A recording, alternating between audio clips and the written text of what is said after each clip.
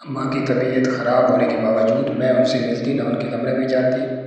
اماں مجھے کئی دفعہ اپنے پاس بلاتی مگر مجھے تو جیسے ان سے نفرت سی ہو گئی تھی۔ جب وہ مجھے تنہا چھوڑ کر شادی پر گئے بس مجھے اسی بات کا غصہ تھا جو مجھے تائی اماں کے نزدیک نہ جانے دیتا۔ میٹرک کے بعد جو کہ تائی اماں بیمار رہنے لگی تھی، اس وجہ سے تائی ابو نے مجھے کالج میں ایڈمیشن نہ لینے دیا کہ ملازمہ کے ساتھ مل کر گھر کے کام کاج دیکھا کرو۔ میں نے بھی خاموشی سے پڑھائی کو خیر بات کہہ دیا کیونکہ شروع سے ہی پڑھائی سے میرا جی اکتاتا تھا۔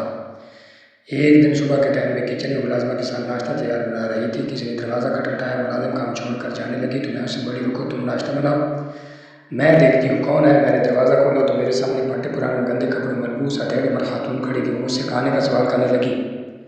میں 2 دن سے بھوکی ہوں، کچھ کھانے کو دے دو۔ میں اس سے طلاق لہجے سے بولی، تم لوگوں کو تو اور کوئی کام نہیں؟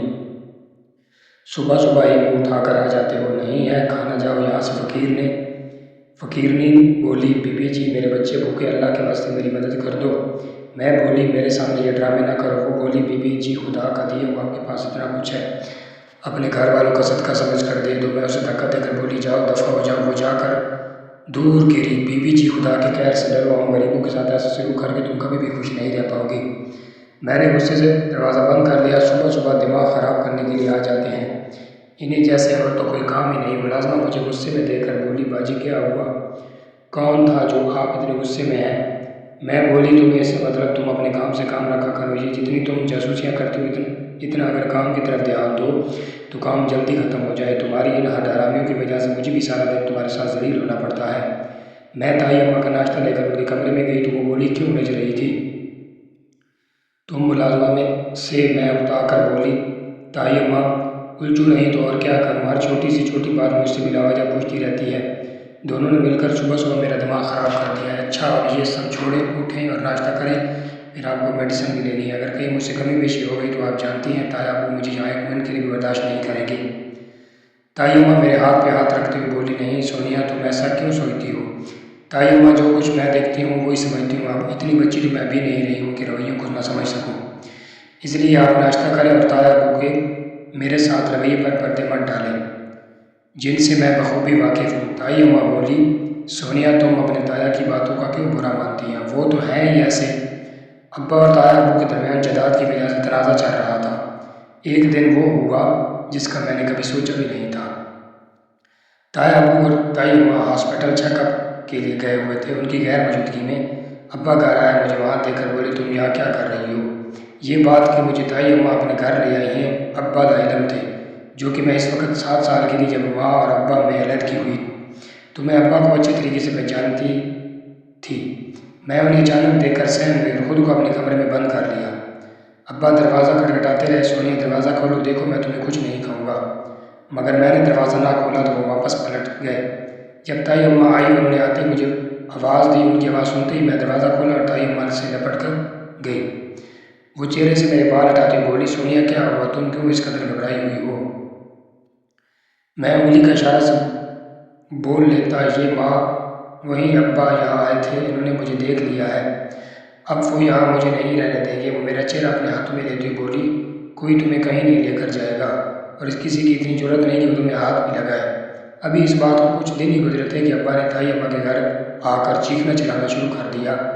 ابا تائی ابو سے بولے، ایک تو میری جائیداد ہڑپ کر لی، دوسرا میری بیٹی کو اس گھر میں نوکرانی بنا کر رکھا ہوا ہے، اب میں ایک پل بھی اپنی بیٹی کو یہاں نہیں رہنے دوں گا۔ تائی ابو بولے، ہاں ہاں لے جاؤ اپنی بیٹی کو، مجھے بھی کوئی شوق نہیں ہے کہ وہ یہاں پر رہے، یہ تو میری بیوی کی نیک دلی تھی کہ وہ یہاں تمہاری بیٹی کو لے کر آئی، اس کی پرورش کی، ورنہ نہ جانے آج وہ کہاں تک کے کھا رہی ہوتی۔ ابا مجھے میرے بازو سے پکڑ کر بولے، چلو میرے ساتھ، اب میں یہاں تمہیں 1 منٹ کے لیے بھی نہیں رہنے دوں گا۔ میں اپنا بازو چھڑاتے ہوئی بولی، چھوڑے مجھے، تائی اماں کے پاس ہی رہوں گی، نہیں جانا مجھے آپ کے ساتھ، جب مجھے آپ کی ضرورت تھی تب آپ کہاں تھے، آج مجھ پر ہاتھ جتلانے کے لیے یہاں آ گئے۔ ابا مجھے زبردستی اپنے ساتھ لے گئے۔ تائی نے ابا کی بہت منتی کی لیکن وہ کسی کی کہاں سننے والے تھے۔ اماں کی طرح تائی اماں بھی میری جدائی میں تڑپتی رہی مگر میرے ابا نے کبھی مجھے ان سے ملنے نہ دیا۔ میری سوتیلی ماں کے کہنے پر ابا نے جلد ہی میری شادی اپنے دوست کے بیٹے سے کر دی۔ میرا شوہر ملک سے باہر سیٹل تھا، اس کا آگے پیچھے کوئی نہیں تھا۔ شادی سے کچھ مہینے بعد ہی میرا شوہر واپس اٹلی چلا گیا۔ میں اس گھر میں اپنی ایک ملازمہ کے ساتھ رہتی تھی، زندگی اچھی گزر رہی تھی، مجھے اپنے گھر میں کسی چیز کی کوئی کمی نہیں تھی بلکہ میں عیش و عشرت کی زندگی جی رہی تھی۔ میں اپنے پرانے سب رشتوں کو بھلا چکی تھی نہ میں پلٹ کر کبھی اماں کی خبر لی اور نہ ہی تایا ابو کے گھر کا رخ کیا، کیونکہ ان سب رشتوں نے ہی میرے گہرے گھاؤ دیے تھے۔ کوئی بھی مجھے اپنے ساتھ رکھنے کے لیے راضی نہیں تھا۔ میں ان سب کو بھلا کر اپنی زندگی میں آگے بڑھ چکی تھی، جس میں صرف میں اور میرا شوہر تھا، جو کہ میرے شوہر اٹلی میں سیٹل تھے، اس لیے وہ ہر 2 ماہ بعد آیا جایا کرتے تھے۔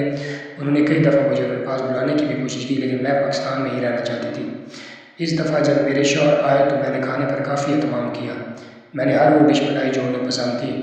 فلائٹ کی تاخیر کی وجہ سے میرے شوہر لیٹ کر پہنچے۔ میں خوش تھی کیونکہ میں تنہا رہ کر اکتا چکی تھی۔ کھانے سے فارغ ہو کر میں نے ملازمہ کو برتن سمجھنے کا کہا کہ برتن سمیٹنے کے بعد تم گھر چلی جانا، کیونکہ جب میرے شوہر گھر جاتے تھے تو تب میں اسے چھٹی دے دیا کرتی۔ وہ صرف کام کے وقت آتی اور کام کر کے واپس چلی جاتی۔ برتن دھونے کے بعد ملازمہ مجھے بولی، باجی بہت سا کھانا بچ گیا، اس کا کیا کروں؟ کیا میں اپنے بچوں کے لیے لے جاؤں؟ تو میں بولی، یہ کھانا تمہارے بچے کھائیں گے، انہوں نے کبھی ایسا کھانا کھایا بھی ہے؟ تم ایسے کبھی یہ سارا کھانا برتن میں ڈال کر فریج میں رکھ دو۔ میرے ایسے کہنے پر ملازمہ مایوسی سے واپس کچن میں پلٹی۔ میں بولی، اچھا شمیم، جاتے ہوئے دھیان سے دروازہ بند کر جانا اور دیکھو صبح ٹائم پر آ جانا، میں تاخیر بالکل بھی برداشت نہیں کروں گی۔ وہ بولی، جی باجی، آپ فکر نہ کریں، میں صبح جلد آ جاؤں گی۔ صبح ابھی میری آنکھ بھی نہیں کھلی تھی، دروازہ کی بیل بجی۔ میں آنکھوں کو ملتے ہوئی گھڑی پر ٹائم دیکھنے لگی تو صبح کے 7 بج چکے تھے۔ یہ اتنی صبح کون آ گیا ہے؟ میں نے چپل پہن کر دروازہ کھولا تو سامنے کھڑی تھی۔ مجھے دیکھتے ہی اس نے سلام کیا، لیکن میں نے اس کے سلام کا کوئی جواب نہیں دیا۔ میں بولی، اچھا شمیم، تم ایسا کرو، پہلے پورے گھر کی صفائی کر لو، کیونکہ ابھی صاحب سو رہے ہیں، جیسے ہی وہ اٹھیں گے تو ناشتہ تیار کر دینا۔ میں اس پہ ایک سرسری سی نظر ڈالتے ہوئے بولی، اور یہ کیا تم اس ہولی میں اٹھ کر آ جاتی ہو؟ کم از کم صاف ستھرے کپڑے تو پہن کر آیا کرو، گھن آتی ہے مجھے تم سے۔ اچھا، اب میرا منہ کیا دیکھ رہی ہو؟ جلدی سے صفائی شروع کر دو۔ وہ جی باجی کہہ کر صفائی کرنے کے لیے چلی گئی۔ کام کاج سے فارغ ہو کر شمیم نے گھر جانے کے لیے مجھ سے اجازت مانگی تو میں بولی، کچن کا سارا کام ختم ہو گیا جی باجی، میں نے برتن بھی دھو دیے اور اچھے سے پورے کچن کی صفائی بھی کر دی ہے۔ میں بولی، اچھا، وہ جو رات کا کھانا بچا تھا وہ جاتے ہوئے گھر لے جانا۔ یہ سنتے ہی شمیم کے چہرے پر مسکراہٹ آ گئی، لیکن جیسے ہی اس نے فریج کھول کر وہ کھانا نکالا تو کھانا خراب ہونے کی وجہ سے اس سے بدبو اٹھ رہی تھی۔ شمیم بولی، باجی یہ تو خراب ہے۔ میں اپنے ماتھے پر ہاتھ رکھتی بولی، مجھے تو رات یاد ہی نہیں رہا، لائٹ چلی گئی تھی تو فریج بند رہی۔ خیر، اب اتنا بھی خراب نہیں، کھانے کے قابل تو ہے، تم اسے لے جاؤ۔ شمیم نے وہ سارا کھانا بیچارگی سے شاپر میں ڈالا اور لے گئی۔ شام کو کھانا بنانے کے لیے شمیم نہ آئی تو مجھے خود ہی کھانا بنانا پڑا۔ مجھے شمیم پر رہ کر غصہ آ رہا تھا۔ اگر چھٹی ہی کرنی تھی تو کم از کم مجھے بتا تو دیتی۔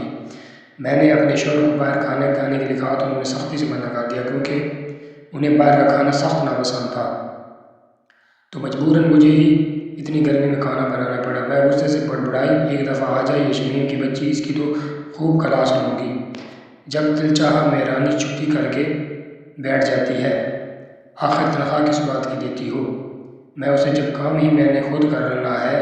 اگلے دن جب شمیم آئی تو رو کر اس کا برا حال تھا۔ مجھے دیکھتی بولی، باجی میرا تو سب کچھ لٹ گیا، میری دنیا اجڑ گئی۔ میں غصے سے بولی، کیا ہوا؟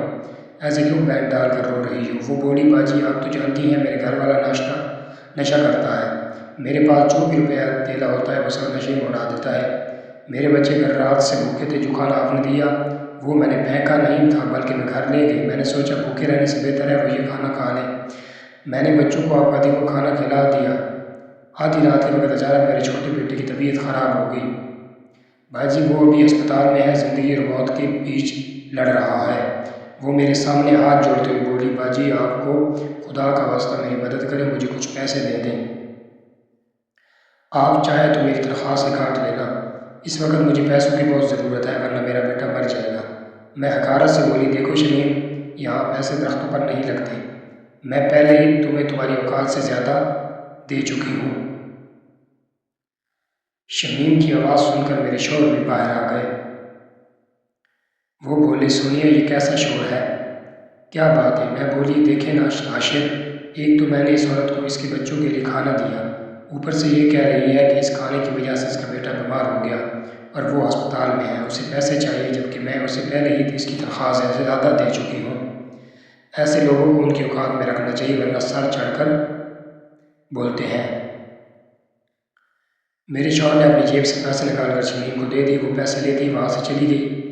میں اپنے شوہر کو بولنے لگی، آپ نے بلا وجہ ہی اسے پیسے دیے، نہ جانے یہ سچ بھی ہے کہ وہ جھوٹ بول رہی تھی۔ مجھے تو وہ ویسے بھی ایسے لوگوں کی باتوں پر بالکل بھی یقین نہیں، ایسے ہی ہزاروں باتیں بنا کر ہم جیسے لوگوں کو لوٹ لیتے ہیں۔ میرے شوہر بولے، سونیا، ہو سکتا ہے اس کا بیٹا ہاسپٹل میں ہو، اگر اس طرح سے کسی کی مدد ہو جائے تو اس سے اچھی اور کیا بات ہو سکتی ہے۔ ادھر آؤ، تم میرے ساتھ بلا وجہ کیوں اپنا بلڈ پریشر ہائی کر رہی ہو؟ میں اپنی کن پٹی پر ہاتھ رکھتی بولی، میرا تو دماغ خراب کر دیا اس شمیم نے، دل تو کرتا ہے اسے نوکری سے نکال دوں۔ میرے شوہر بولے، ایسی غلطی مت کرنا، کیونکہ اعتماد والے لوگ بہت کم ملتے ہیں، اور ویسے بھی جب سے ہماری شادی ہوئی ہے وہ تمہارے ساتھ ہی تو رہتی ہے۔ اس دن میری طبیعت عجیب سی ہو رہی تھی، کچھ بھی کھانے کو میرا جی نہیں چاہ رہا تھا۔ صبح کو میں اٹھ نہ پائی۔ عاشر مجھے جگاتے ہوئے بولے، سونیا، خیر تو ہے نا؟ کیا آج سارا دن سونے کا ارادہ ہے؟ میں اپنی آنکھوں پر بازو رکھتے ہوئے بولی، نہیں عاشر، پتہ نہیں مجھے کیا ہو رہا ہے، میری طبیعت ٹھیک نہیں ہے، ایسا لگ رہا ہے جیسے ابھی الٹی آ جائے گی، دماغ چکرا رہا ہے۔ عاشر بولے، اچھا اٹھو، تیار ہو جاؤ، ناشتے کے بعد تمہیں ڈاکٹر کے پاس چیک اپ کے لیے لے جاؤں گا۔ اس دن ناشتہ بھی عاشر نے نہیں بنایا۔ ڈاکٹر نے چیک اپ کے بعد بتایا کہ میں ماں بننے والی ہوں۔ یہ خبر ہم دونوں میاں بیوی کے لیے بہت بڑی تھی۔ ڈاکٹر نے مجھے ریسٹ کے لیے کہا۔ عاشر نے مجھے سختی سے منع کیا کہ تم گھر کے کسی کام کو ہاتھ نہیں لگاؤ گی۔ میں کھانا کھاتے ہوئے بولی، عاشر، پتہ نہیں شمیم کام پر کیوں نہیں آ رہی، اب تو اس کا بیٹا بھی ٹھیک ہو گیا ہوگا، ایک نمبر کی کام چور ہے وہ، بس بیٹے کا بہانہ مل گیا، گھر جا کر بیٹھ گئی ہے۔ عاشر بولے، غصہ کیوں کر رہی ہو، وہ خود ہی آ جائے گی جب آنا ہوگا، ویسے بھی جب تک میں یہاں ہوں تمہارا خیال رکھنا میری ذمہ داری ہے۔ میں عاشر کے کندھے پر سر رکھ کر بولی، عاشر، آپ بہت اچھے ہیں، میرا کتنا خیال رکھتے ہیں۔ اگلے دن شمیم آئی تو وہ پہلے کی نسبت کافی کمزور لگ رہی تھی، اسے دیکھتے ہی میرا پارا ہائی ہو گیا۔ میں بولی، تم نے یہ کیا تماشا بنا رکھا ہے، جب تمہارا جی چاہ آ گئی اور جب سے تمہارا جی چاہ چھٹی کر لی، اگر تمہاری یہی حرکتیں ہو رہیں تو میں تمہیں نوکری سے نکال دوں گی۔ شمیم کی آنکھوں میں آنسو آ گئے۔ وہ بولی، بی بی جی، میں نے آپ کو بتایا تو تھا کہ میرا بیٹا بیمار ہے، وہ کافی دن اسپتال رہا، آج اس کو منو مٹی کے تلے گئے ہوئے کافی دن ہو گئے، لوگ آ جا رہے تھے، اس وجہ سے میں نہیں آ پائی۔ میں حیرت سے شمیم کی طرف دیکھتی بولی، کیوں، ایسا کیا ہوا ہے تمہارے گھر؟ تو شمیم سسکیوں کے ساتھ رونے لگی، اس کے ضبط کا بندھن ٹوٹ چکا تھا۔ وہ بولی، بی بی جی، میرا بیٹا مجھے چھوڑ کر ہمیشہ کے لیے چلا گیا، کاش میں نے اسے آپ کا دیا ہوا کھانا نہ کھلایا ہوتا، وہ کھانا ہی میرے بیٹے کے لیے زہر بن گیا۔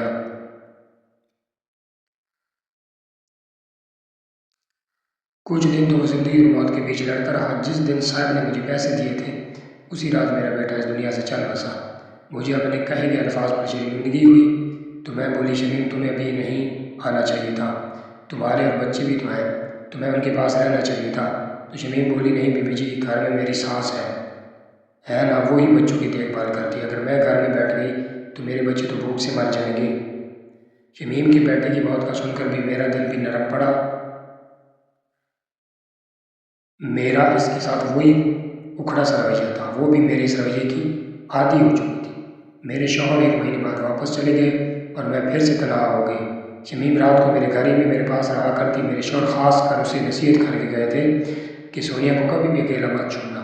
میرا جی تو نہیں چاہتا تھا کہ میں ان کو اپنے گھر رکھوں گی، لیکن میں کیا کرتی، میری مجبوری تھی، میں تنہا بھی تو نہیں رہ سکتی تھی، اور نہ ہی میرے سسرال میں کوئی تھا۔